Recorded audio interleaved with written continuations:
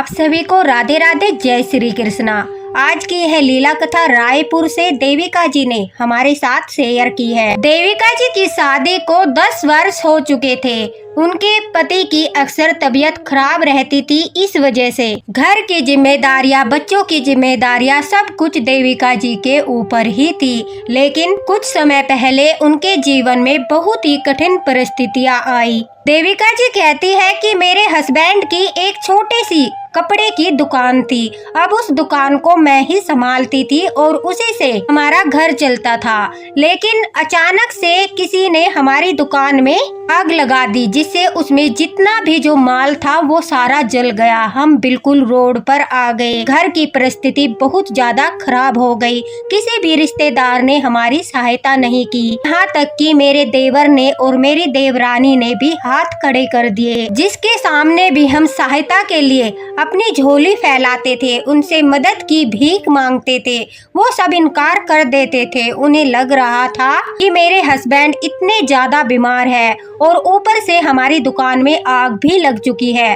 अब उनका जो पैसा है वो हम कहां से लौटाएंगे। देविका जी कहती है कि उनका मतलब है गारंटी के तौर पर उनके पास घर के सिवाय कुछ नहीं था और कोई भी रिश्तेदार, कोई भी आस पड़ोस में उन्हें पैसे देने के लिए बिल्कुल भी तैयार नहीं था। इस वजह से कि उनका कोई आय का साधन नहीं था। घर की परिस्थितियां दिन प्रतिदिन खराब हो रही थी। बच्चों के स्कूल की फीस, पति की दवाइयाँ और घर के काफी सारे खर्चे, इन वजह से उन्हें पैसों की बहुत ज्यादा जरूरत थी। अब देविका जी कहती है उनके पास सिर्फ और सिर्फ एक ही रास्ता था। वो अब अपने जिस मकान में रहते हैं उस मकान को गिरवी रखकर गारंटी के तौर पर कुछ पैसे उधार ले सकते थे। इसलिए ज्यादा दुखी होने के कारण उन्होंने यही तरीका अपनाया।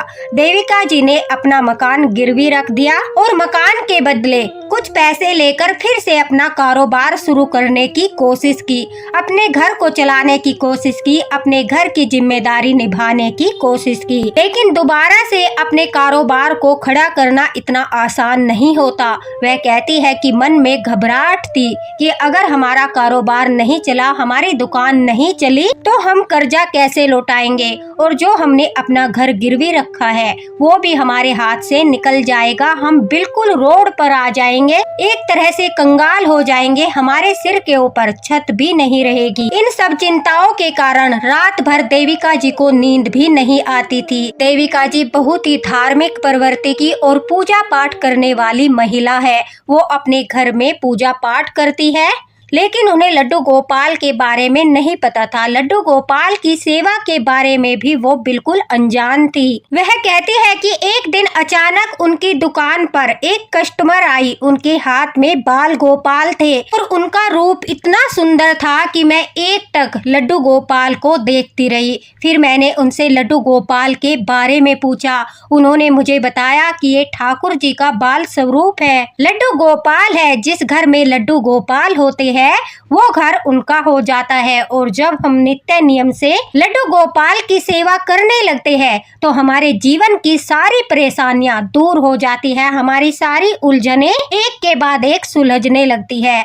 ऐसा सुनते ही देविका जी कहती है मेरे मन में भी भाव उत्पन्न हुआ, भले ही वो स्वार्थ का भाव हो। मैंने सोचा मैं भी ठाकुर जी की सेवा करूंगी, शायद वो मेरी सहायता करे, शायद ठाकुर जी मेरी सेवा से प्रसन्न होकर मुझे रास्ता दिखाए, क्योंकि मुझे इस समय पर किसी ऐसे की आवश्यकता थी जो मेरा सहारा बन जाए, जो मुझे मार्ग दिखाए, मेरी कठिन परिस्थिति में मेरी सहायता करे। उस दिन लड्डू गोपाल को देखकर न जाने ऐसा क्यों लगा कि सिर्फ वही मेरी सहायता कर सकते हैं। उनके अंदर मुझे एक सखा नजर आया। देविका जी कहती है मैंने उनसे पूछा कि लड्डू गोपाल की सेवा कैसे की जाती है और क्या हम लड्डू गोपाल को कभी भी अपने घर में विराजित कर सकते हैं। तभी उन्होंने कहा यह तो बहुत अच्छी बात है कि ठाकुर जी को देखकर तुम्हारे मन में भाव उत्पन्न हुआ, तुम भी लड्डू गोपाल की सेवा करना चाहती हो। नवरात्रि आने वाली है और नवरात्रि में अगर हम नियम के साथ ठाकुर जी की सेवा करते हैं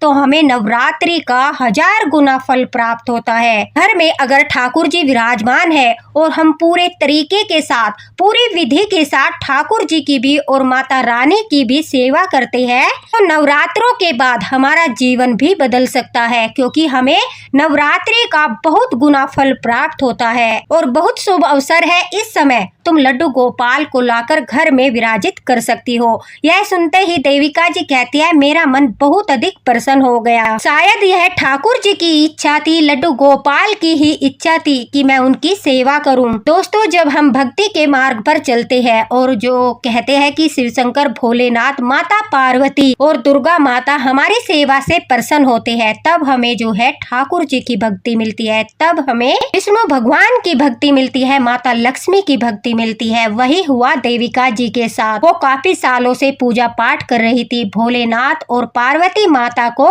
बहुत मानती थी और उनके प्रसन्न होने पर भगवान भोलेनाथ ने उन्हें ठाकुर जी की सेवा प्रदान की। देविका जी कहती है कि उन सखी ने मुझे एक गुप्त रहस्य भी बताया। उन्होंने कहा कि नवरात्रि में 9 दिनों तक अगर तुम इस विधि के अनुसार ठाकुर जी की सेवा करोगी तो देखना तुम्हारी सारी समस्याएं दूर होगी, तुम्हारे जीवन में एक के बाद एक चमत्कार होंगे। अब ध्यान से सुनना, अगर आपके घर में भी लड्डू गोपाल विराजित है और आप रोजाना सुबह के समय उन्हें स्नान कराते हो, तो नवरात्रि के दिनों में उन्हें अगर तुम यह 9 दिन तक स्नान कराओगे तो तुम्हारी हर मनोकामना पूरी होगी। देखिए, आज नवरात्रि का पहला दिन था और आज के दिन सभी को मैंने विधि में बताया था कि पंचामृत से स्नान कराते हैं।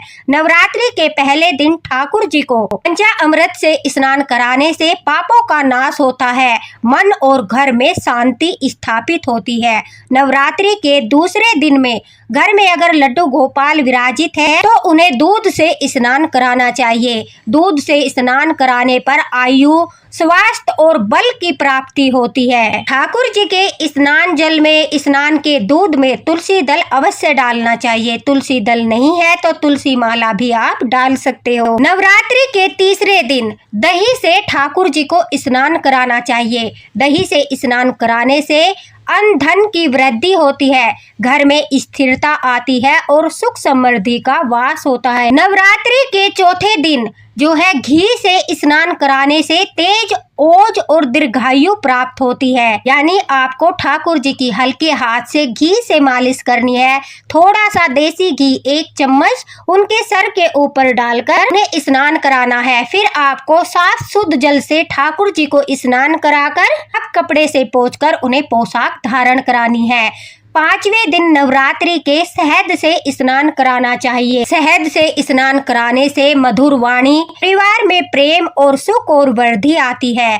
6ठे दिन नवरात्रि के ठाकुर जी को गन्ने के रस से स्नान कराना चाहिए। अगर गन्ने का रस आपके आसपास नहीं मिलता, गुड़ या शक्कर का घोल बनाकर आप उससे जो है ठाकुर जी को स्नान कराइए। शक्कर के घोल से, गुड़ के घोल से या गन्ने के रस के स्नान कराने से तृप्ति, दरिद्रता का नाश और संतोष की प्राप्ति होती है। नवरात्रि के 7वें दिन ठाकुर जी को जो है फलों के रस से स्नान कराना चाहिए। फलों के रस से स्नान कराने से आरोग्य, मनोकामना पूर्ण होती है और सौभाग्य की प्राप्ति होती है।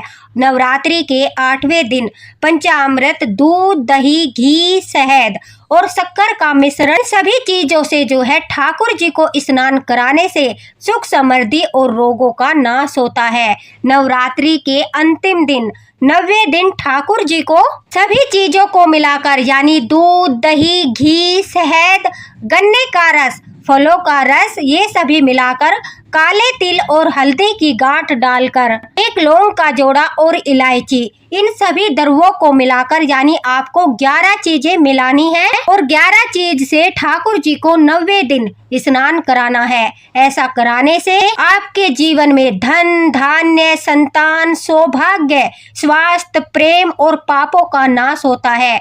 घर में माता लक्ष्मी की कृपा होती है और नवरात्रि का 1000 गुना फल आपको प्राप्त होता है। ये है 9 दिन की ठाकुर जी की स्नान की विधि।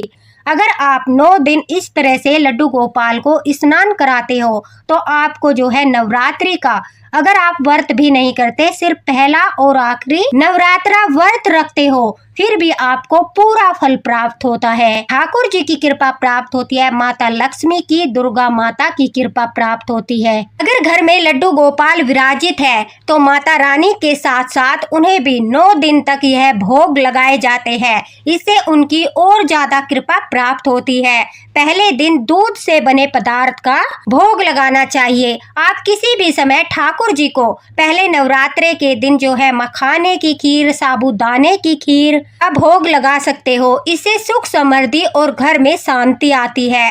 दूसरे दिन नवरात्रि के ठाकुर जी को पंचामृत का भोग जरूर लगाना चाहिए। पंचामृत का भोग लगाने से पवित्रता और हर कार्य में आपको सफलता मिलेगी। तीसरे दिन देखिए, आपको सफेद चीज का भोग लगाना है, यानी आपको माखन मिश्री का भोग अवश्य ही ठाकुर जी को लगाना है। चौथे दिन नवरात्रि के शुद्ध घी से बने लड्डू, बेसन के लड्डू, आटे के लड्डू, मोतीचूर के लड्डू, किसी भी प्रकार के लड्डू का भोग लगाने से घर में धन धान्य की वृद्धि होती है। पांचवें दिन आपको नवरात्रि के लड्डू गोपाल को केला, सेब, अमरूद, कोई भी मौसमी फल, 1 या 5 मौसमी फल का भोग लगाना है। उससे आपको आरोग्य और निरोगी काया प्राप्त होती है।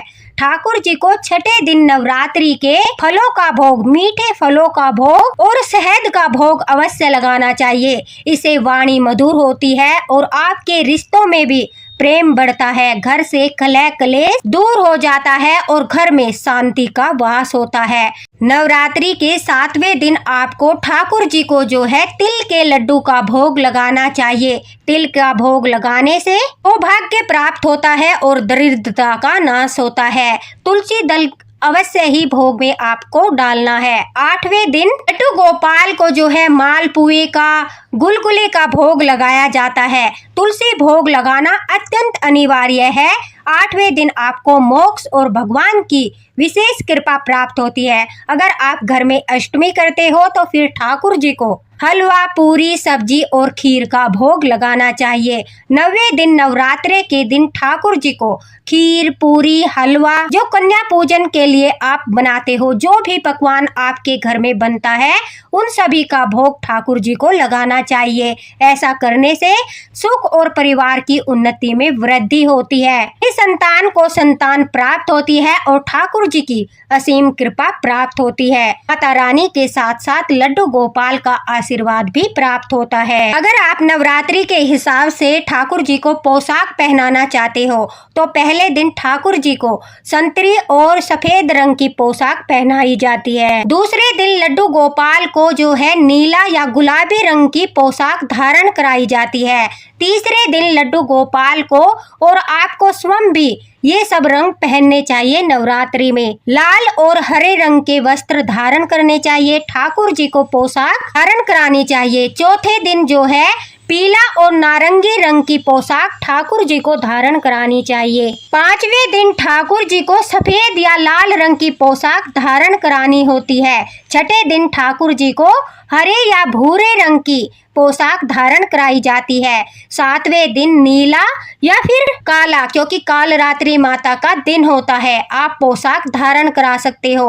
अष्टमी के दिन बैंगनी, आसमानी, लाइट ब्लू, डार्क ब्लू रंग की पोशाक आपको ठाकुर जी को धारण करानी है। नवमी के दिन माँ सिद्धिदात्री देवी का नवरात्रा होता है। उस दिन आपको स्वयं भी ठाकुर जी को भी गुलाबी, सुनहरा, पीला और लाल रंग की पोशाक धारण करानी चाहिए। तो ये थी 9 दिन की ठाकुर जी के प्रिय भोग, प्रिय रंग और उनके स्नान की सेवा। अगर इस प्रकार से घर में लड्डू गोपाल विराजित है और आप सेवा करते हो तो आपको नवरात्रि का, मैंने पहले भी बोला है, कई हजार गुना फल प्राप्त होता है। आपके पापों का अंत होकर आपको जो है सुख, समृद्धि और उन्नति प्राप्त होती है। आपकी जो भी मनोकामना है वो ठाकुर जी जरूर पूरी करते हैं। देविका जी कहती है कि उन्होंने सारी बातों को अच्छे से समझ लिया और शाम को घर जाते समय उन्होंने ही जो है ठाकुर जी का विग्रह खरीदा।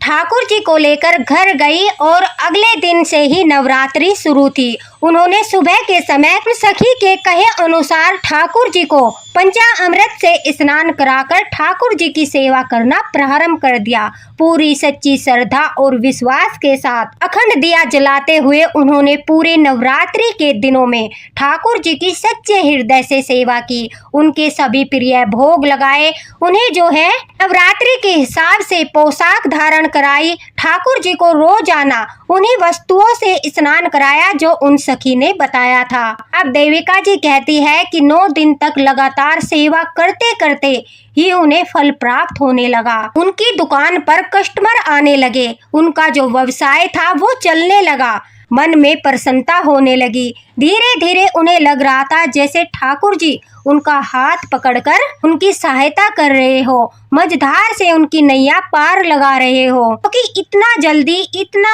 छोटा सा व्यवसाय इतना ज्यादा नहीं चल सकता। वह कहती है कि उनकी दुकान पर सुबह से लेकर शाम तक इतनी भीड़ रहने लगी कि उन्हें अकेले काम करना भारी हो रहा था। इसलिए अपनी सहायता के लिए उन्होंने एक लड़के को रख लिया। धीरे धीरे बहुत अच्छा उनका कारोबार चलने लगा। देविका जी कहती है कि उनके हस्बैंड भी उनकी उन्नति को देखकर बहुत ही ज्यादा प्रसन्न थे। उनकी बेटियां, उनके बेटे, उनकी 2 बेटी है और उनका 1 बेटा है। उनके तीनों बच्चे लड्डू गोपाल से बहुत प्रेम करते हैं। वह कहती है कि जब भी मैं शॉप पर जाती हूँ तो मेरी बेटियां लड्डू गोपाल की सेवा करती है। मैंने ठाकुर जी को सखा के रूप में विराजित किया है, क्योंकि उस कठिन परिस्थिति में मुझे एक दोस्त की आवश्यकता थी, एक सखा की आवश्यकता थी जो मुझे मार्ग दिखाए, और ठाकुर जी ने अपना सखा होने का उत्तरदायित्व निभाया, मेरी नैया को पार लगा दिया। मेरी कपड़े की दुकान इतनी अच्छी चलने लगी कि मैंने कुछ दिनों में ही सारा कर्जा उतार दिया और घर में धन की बचत होने लगी। ऐसा चमत्कार देखकर आसपास वाले भी आश्चर्यचकित थे कि कुछ समय पहले मेरे घर के हालात इतने ज्यादा खराब थे कि मैं अपना घर तक बेचने की सोच रही थी। घर को गिरवी रखकर मैंने कर्जा लिया था, लेकिन ऐसा क्या काम कर रही हूँ जिसके कारण से इतना जल्दी मेरे घर में इतनी सारी धन की आवक होने लगी। सारी मुसीबतें दूर हो गई। बच्चे अच्छा खाते हैं, अच्छा पहनते हैं, अच्छे स्कूल में पढ़ते हैं। हस्बैंड का जो इलाज है वो अच्छे हॉस्पिटल में चल रहा है। सारे कर्ज से मुक्त हो गई और मेरी जो दुकान है वो भी बहुत जोरों शोरों से चल रही है। जो लोग मेरी सहायता नहीं करना चाहते थे वो लोग भी मेरी सराहना कर रहे हैं, और यह सब कुछ लड्डू गोपाल के कारण हुआ, ठाकुर जी के कारण हुआ। क्योंकि जिस समय किसी ने मेरा साथ नहीं दिया उस समय ठाकुर जी ने मेरा साथ दिया। हारे के सहारे है हमारे ठाकुर जी, वही हर कठिन परिस्थिति में हमारा साथ देते हैं। वही सच्चे मित्र है, वही सच्चे साथी है।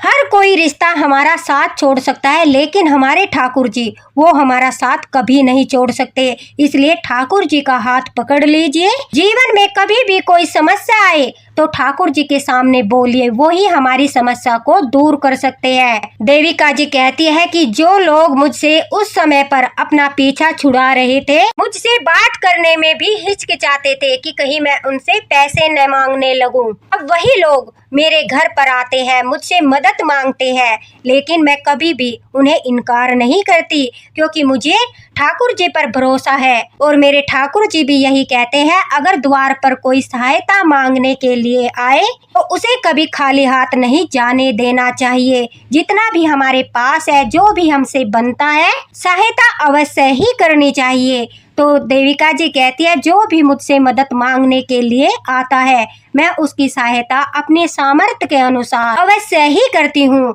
और आज मेरे घर में किसी भी चीज की कोई कमी नहीं है। ठाकुर जी के साथ साथ मैंने राधा रानी को भी घर में विराजित कर लिया है, और बड़ी प्रसन्नता के साथ बिना किसी चीज की परवाह किए बगैर मैं ठाकुर जी और राधा रानी की अपनी सामर्थ्य के अनुसार सेवा कर रही हूँ। मेरा घर मेरे ठाकुर जी चला रहे हैं। उनकी कृपा से मेरा परिवार पल रहा है।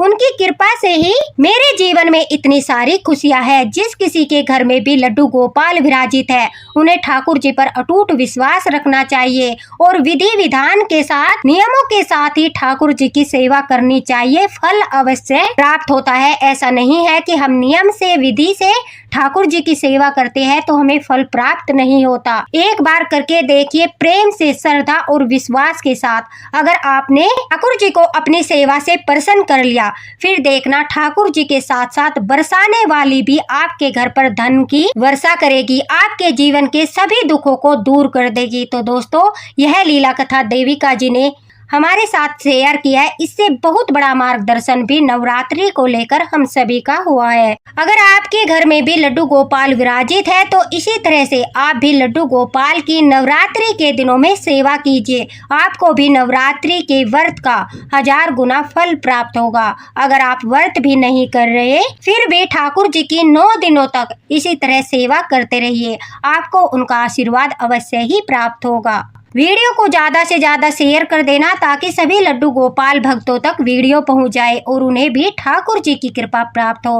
अगर आपके मन में कोई संदेह है, कोई प्रश्न आप पूछना चाहते हो तो कमेंट बॉक्स में पूछ सकते हो, आपको तुरंत रिप्लाई मिलेगा। राधे राधे।